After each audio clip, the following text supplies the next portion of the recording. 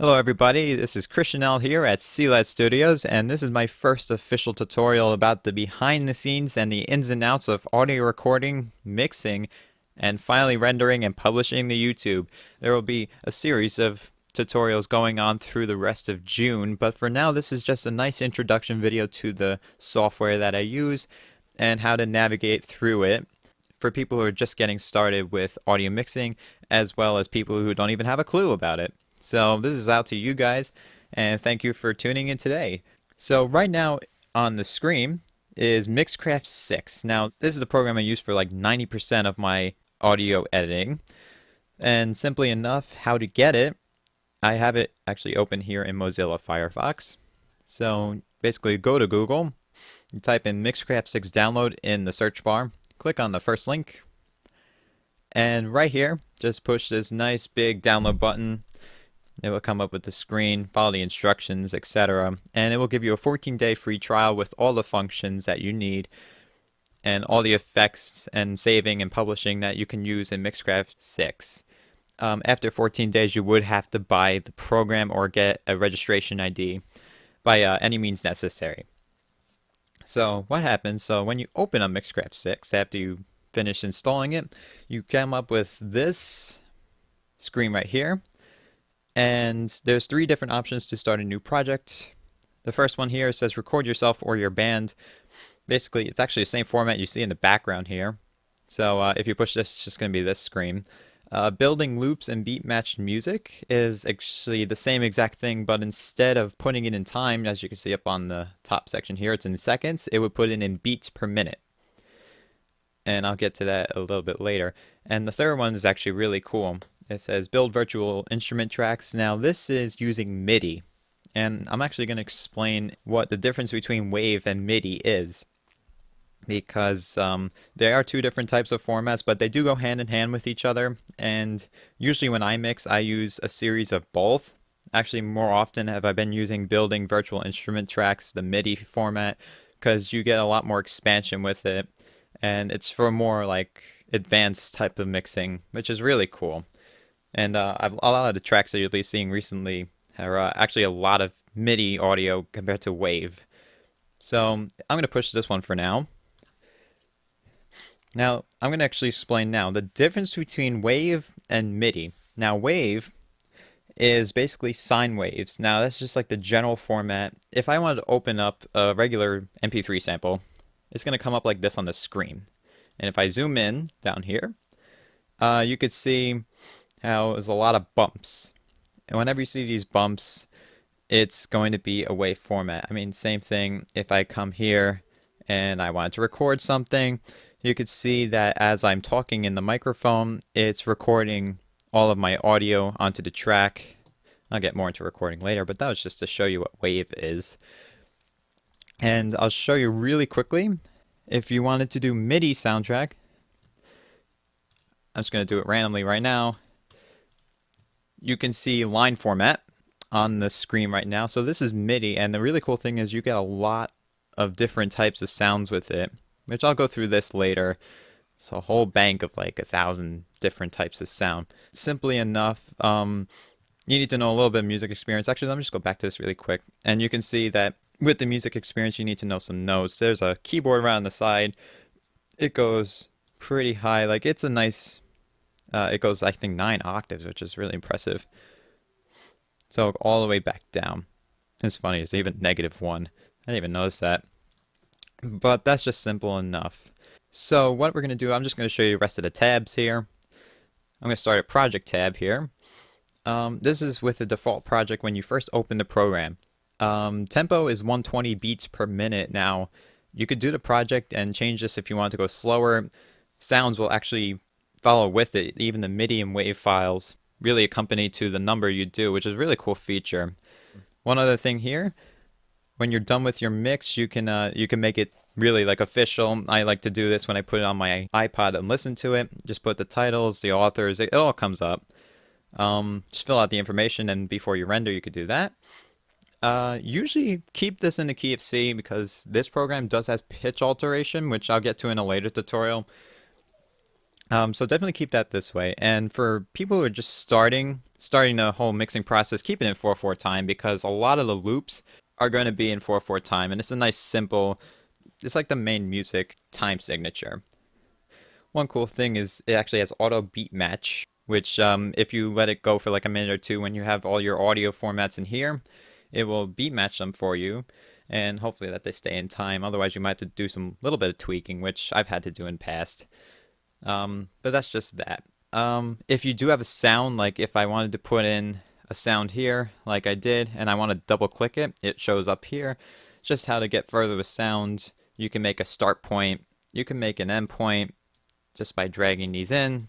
I'll get more into that later in another tutorial.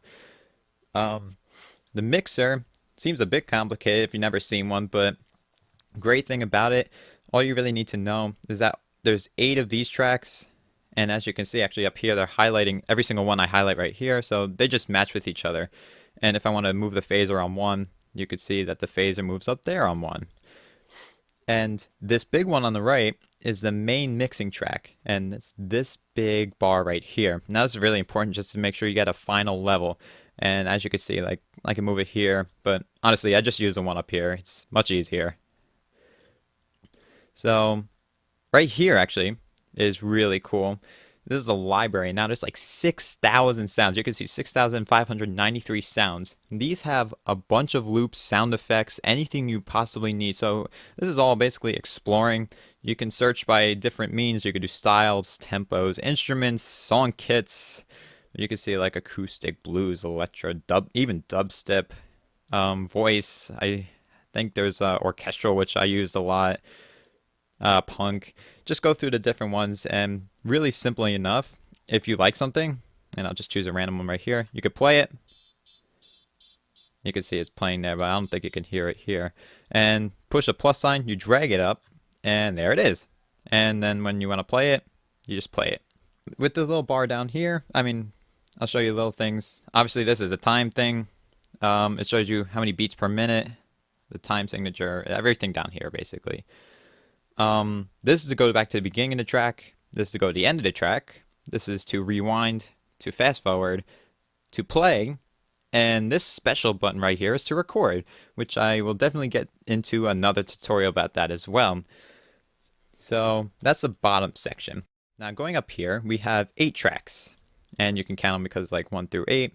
You can also add tracks either by doing this. You can push the plus track sign here. You can insert an audio track like that. You can insert a virtual instrument track, which is the MIDI, and it looks like this, and the reason you would know is there's this little keyboard on the side. You can also insert a video track, which is a really cool feature with Mixcraft. You can only have one video track though, but it's cool to edit. I've used it like once or twice. So that's just how to do that, and you can also right click and delete tracks you don't want, etc. Right up here, we're just going to go to File. It's basically like using a Word document. So File, you can add a new project, open an old project, save projects. You can copy files if you want to. Mixing, this is basically the rendering place, so you can render to MP3, different types of formats. If you want it on your iPod, though, you want this one. You can even burn CDs, but I never had to do that. One thing you do want to check, though, go to Preferences, and go to Sound Device, the top. If you do have a Vista, Windows 7, or a Windows 8 computer, use WaveRT, and you do get these special WaveRT options. Keep the sample rate at 44,100 because that is CD quality. Bit depth is good at 32, I think. Well, it's the only option anyway. And latency, keep it at 20. I mean, there's always going to be a little bit of latency. I mean, if it was exactly at 0, it wouldn't sound natural. And there would probably be some phasing out and things you just don't want to hear. One other thing, I mean, you can look through the rest of these, but if you do have a MIDI keyboard or any MIDI devices, and if they're plugged in and you have the drivers, they will show up here. You can choose them and just use them for your recording. Simply edit if you need to undo, copy, cut, paste, crop, and delete. It's again like Word, using Word documents. These 4 here, split, remove clips, merge into new clips. I'll get it all into this when it comes to the mixing tutorial. With mix, all this stuff right here, the play, all the way down to record, it's all down here, so you don't even need to go into here. I mean, it's kind of pointless. Um, Other than that, I will get more into this stuff right here when it comes to audio mixing. The track, again, when I added tracks, if I made lanes, again, further tutorial, different properties you can have. You can even change the colors, the heights. It's interesting. Make it look all colorful. And all this arming stuff, even they have a tuner, different recording modes. I'll get into that in another tutorial. Sound files, if you want to put in, here's a difference right here. So sound file, this is wave, and instrument clip is going to be MIDI. And when you get to it, and there's no sounds in here, but when there are sounds in here, you can use the rest of these options right here to edit. If you do have a video clip, you can add the video clip, put images, you could put text, scrolling text. I've used this like a little bit. Not, I mean, it's like very simple editing, unless you have a different video software to edit with. View, I mean, I like the view I have right now, but if you like something different, then change it. If you do need any help and for some reason I didn't help you with this tutorial, then look at the manual. But I really hope I am helping right now. Um, I can't move my mouse. One thing we do want to notice, I keep this on volume. Again, I'll show you the rest of them hopefully in another tutorial. The snap, I would keep this on a snap to a quarter measure. And the reason why is because if I go to beats right here, and what it will do for every line, like 1, 2, 3, 4, 2, 2, 3, 4, it will just snap files to one of the lines, which makes it stay in beat. Or you could just use a beat matcher. It will do it for you. But it's just easier to organize. One other thing, I mean, we showed you how to add tracks. These tracks right here, more of advanced type of audio mixing, so you don't really need to know that for beginners. Markers, if you want to put a marker down, you go to the spot you want, it will put a little baby flag, and you can name it, put a color on it, and what you could do, you can actually change a key, change a key signature, or change the tempo if you want to, but I mean, honestly, for a beginner, you can just use the loops, it will stay in the same tempo, and you'll have a good mix. And effects, I'm definitely not going to get into that right now because that is really advanced. Yeah, so that is it for this tutorial here on Cladd Studios. Tune in next week for more tutorials and more advanced tutorials here with Mixcraft 6. I'll get more into the mixing, the effects, and what to do, so maybe some more tips and tricks, and how to finally publish onto YouTube. This is Christian L signing out for now, but thank you for listening, and I'll see you next week.